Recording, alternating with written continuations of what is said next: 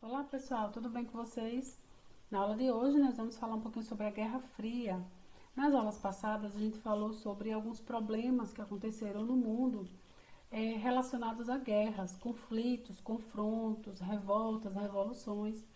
E depois de todos esses confrontos, desses conflitos, a gente agora para falar agora de um conflito que houve logo após esses outros que nós já citamos, Primeira Guerra Mundial, Segunda Guerra Mundial, e especificamente esse que nós vamos tratar na aula de hoje, que aconteceu após a Segunda Guerra Mundial, que foi a Guerra Fria. Como o nome já diz, Guerra Fria, essa guerra não houve um confronto direto, mas houve um confronto ideológico, uma ideologia de pensamento, ok? Vamos começar nossa aula tratando um pouquinho sobre essa guerra, que é muito importante nesse cenário das ciências humanas. Esse conflito ideológico foi um conflito permanentemente entre os Estados Unidos e a União Soviética, no qual os dois lados evitavam um confronto direto. E por que eles estavam evitando tanto esse confronto direto? Porque eles não sabiam exatamente quais os armamentos, quais os equipamentos que aquele país possuíam. Então eles evitavam um confronto direto, até porque se houvesse um confronto, eles poderiam utilizar armas muito poderosas, até então desconhecidas. Então eles preferiram iniciarem num confronto ideológico a partir de ramificações do capitalismo e das ramificações do socialismo, incentivando outros países europeus a seguirem essa lei de pensamento, mas eles não, em momento nenhum, eles pensaram num confronto direto, até porque um confronto direto poderia fazer com que houvesse uma destruição em massa dentro daquele país específico, ok? Mas para defender os seus interesses, ajudar os seus aliados e expandir as suas áreas de influências, os dois lados usaram a propaganda como divulgação dessas ideias, como a divulgação dessas ramificações ideológicas que tanto capitalistas possuíam naquele momento, os Estados Unidos, quanto a União Soviética aí com o socialismo. Observem aí essas imagens que eu trouxe para vocês. Essas imagens fazem parte desse contexto que a gente acabou de citar aqui, dessa influência na propaganda.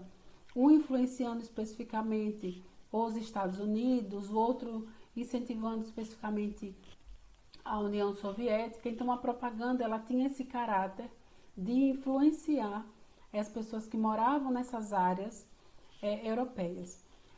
Como é que vai iniciar todo o processo da Guerra Fria, essa influência que a Guerra Fria vai ter nesse contexto?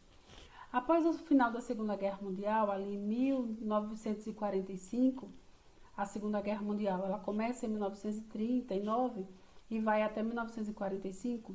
No final ali da guerra, inúmeras cidades europeias estavam destruídas por conta desse processo da guerra.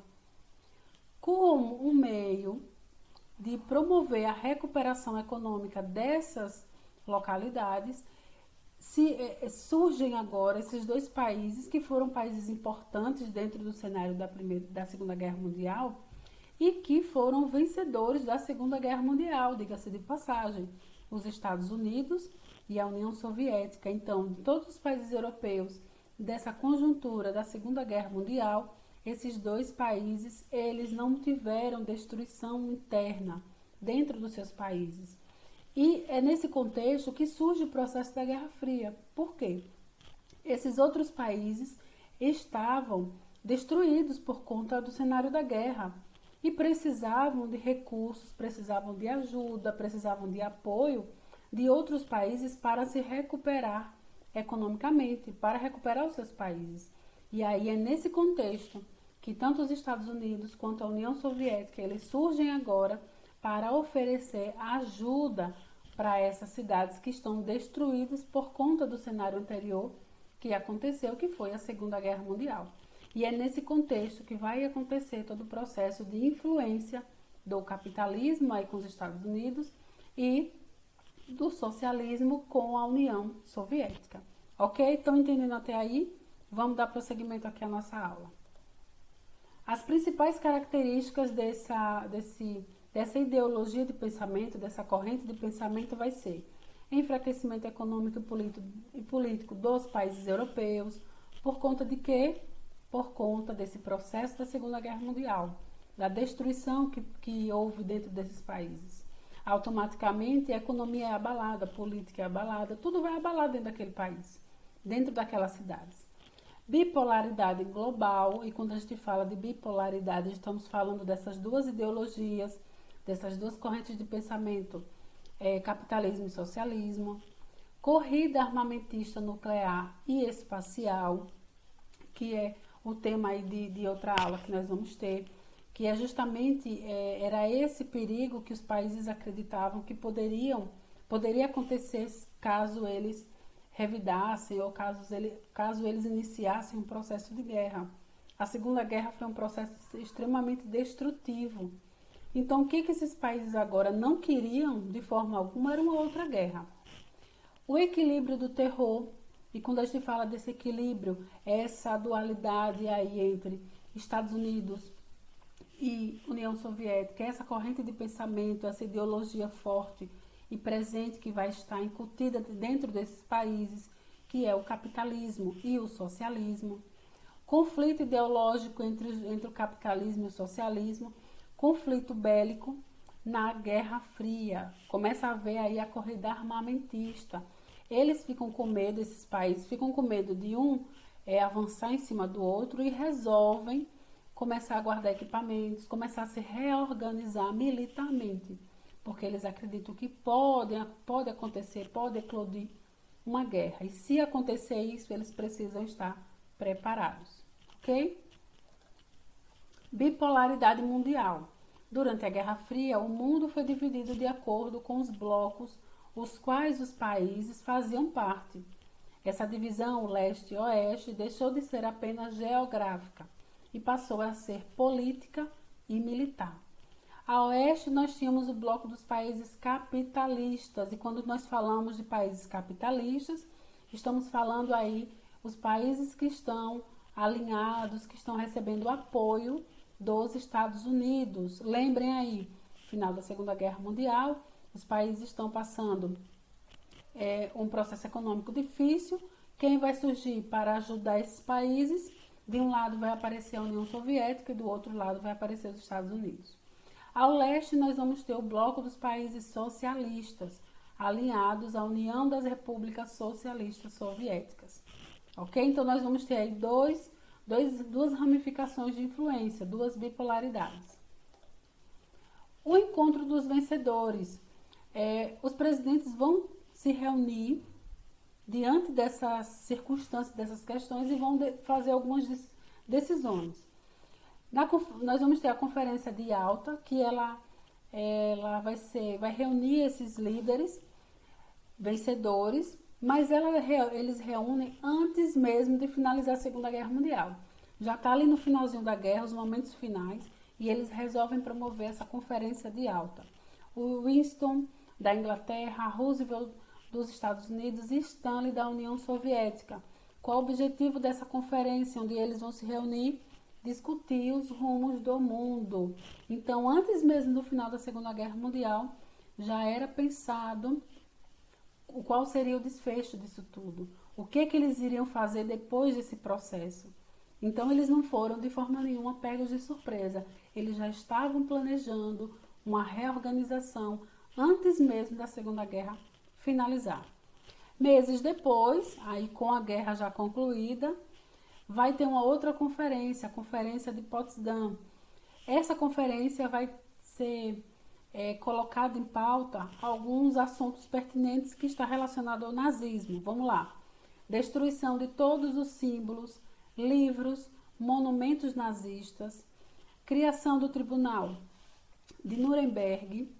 Nós vamos ter alguns nazistas que vão passar por esse tribunal aí. Divisão da Alemanha em 4 setores de ocupação. Pessoal, não esqueçam de um ponto aqui específico.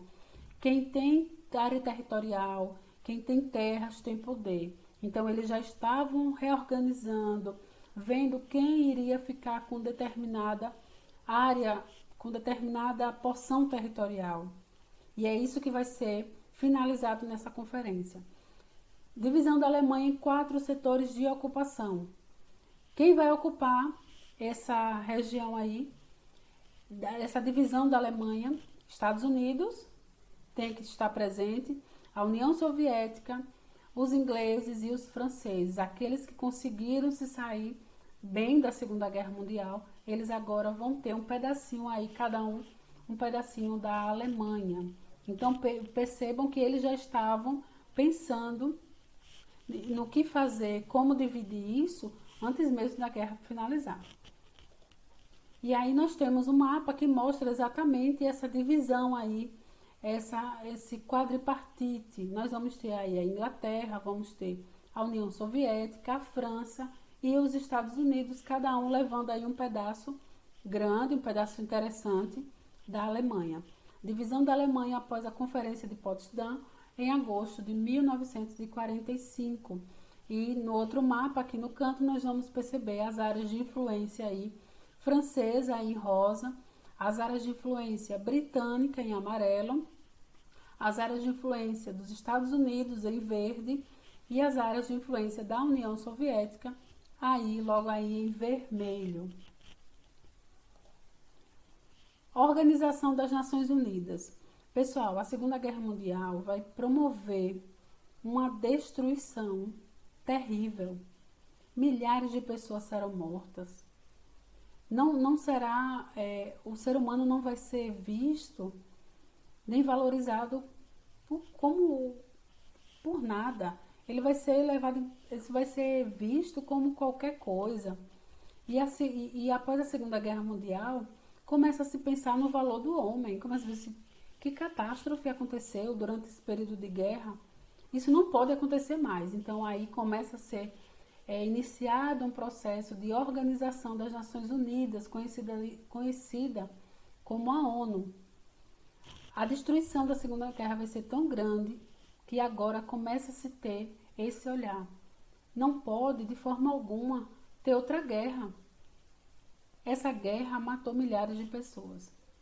E é nesse contexto que a ONU é criada. Vamos lá. A destruição material e humana causada pela Segunda Guerra Mundial foi a maior já ocorrida na história da humanidade. E aí nós temos uma frase aí do líder britânico Winston, e ele diz assim: o que é agora a Europa? Um monte de destroços, uma pilha de ossos, um terreno fértil para a peste e para o ódio. Vejam como é que ele cita todo esse cenário da Segunda Guerra Mundial. E é diante disso que se cria, diante desse olhar do que aconteceu na Segunda Guerra, que se cria a Organização das Nações Unidas. Representantes de 50 nações reuniram-se na Conferência de São Francisco, lá nos Estados Unidos, em 1945, aprovando a Carta das Nações Unidas. Em 24 de outubro de 1945, criaram a ONU, a Organização das Nações Unidas. Então, diante de tantas atrocidades, pelo menos agora foi visto e foi regulamentado uma organização que vai tentar frear e barrar esse avançar do homem para a guerra, para questões territoriais, para o lucro e, sobretudo, para o dinheiro, né? E aí nós temos aí uma imagem que retrata bem essa organização aí de 50 países. E vamos aos objetivos da ONU. Primeiro objetivo, manter a paz e a segurança internacional. Esse é o objetivo da ONU. Segundo, desenvolver as relações amistosas entre as nações. Para quê, pessoal? Para que não haja mais esses processos tão violentos de guerra. Inúmeras pessoas foram mortas por conta de questões banais, questões territoriais, dinheiro, lucro. Isso é uma banalidade. Terceiro, conseguir uma cooperação internacional para resolver os problemas internacionais e promover o respeito aos direitos humanos e as liberdades fundamentais do homem. Esse homem ele precisa ser valorizado, esses direitos eles precisam ser reconhecidos de fato. Quarto, harmonizar a ação das nações para a consecução desses objetivos comuns. Harmonizar a ação das nações para a consecução desses objetivos comuns. O país ele não quer viver em conflito, ele não quer viver em guerra. Muitas pessoas, muitas famílias vão sofrer as penalidades de situações não resolvidas. Então a ONU, o objetivo dela é tentar regulamentar e, sobretudo, trazer a paz e a segurança para os países. Fazer com que haja harmonia entre esses países e garantir, sobretudo, os direitos fundamentais aí do homem, ok? Vamos começar a responder aqui algumas questões que estão relacionadas com o nosso conteúdo do dia de hoje. Primeira questão diz assim: os 45 anos que vão do lançamento das bombas atômicas até o fim da União Soviética não foram um período homogêneo, único na história do mundo. Dividem-se em duas metades, tendo como divisor de águas o início da década de 70. Apesar disso, a história desse período foi reunida sobre um padrão único pela situação internacional peculiar que o dominou até a queda da União Soviética. O período citado no texto é conhecido por Guerra Fria, pode ser definido como aquele momento histórico em que houve. Vamos lá as alternativas? Alternativa A: a corrida armamentista entre as potências imperialistas europeias, ocasionando a Primeira Guerra Mundial. Alternativa B: domínio dos países socialistas do sul do globo pelos países capitalistas do norte. Alternativa C: o choque ideológico entre a Alemanha nazista, União Soviética e Stalinista durante os anos de 1930. Alternativa D: disputa pela supremacia da economia mundial entre o Ocidente e as potências orientais como a China e o Japão. Alternativa E: constante confronto das duas superpotências que emergiram da Segunda Guerra Mundial. Pessoal, durante a nossa aula de hoje, eu falei aqui para vocês que após a Segunda Guerra Mundial, os países que conseguiram se sobressair, se sair bem da guerra, porque eles tinham equipamentos bélicos importantes, muito bons, e soldados, equipamentos, isso fez com que recursos financeiros, então isso fez com que esses países eles conseguissem sair bem da Segunda Guerra Mundial. Então, diante disso, é onde está a nossa resposta correta. Quando ele fala aí, o período citado no texto é conhecido por Guerra Fria e pode ser definido como aquele momento histórico em que houve o quê? Confronto de duas potências. E quais potências eram essas? Os Estados Unidos e a União Soviética, porque foram elas que conseguiram sobressair pós Segunda Guerra Mundial.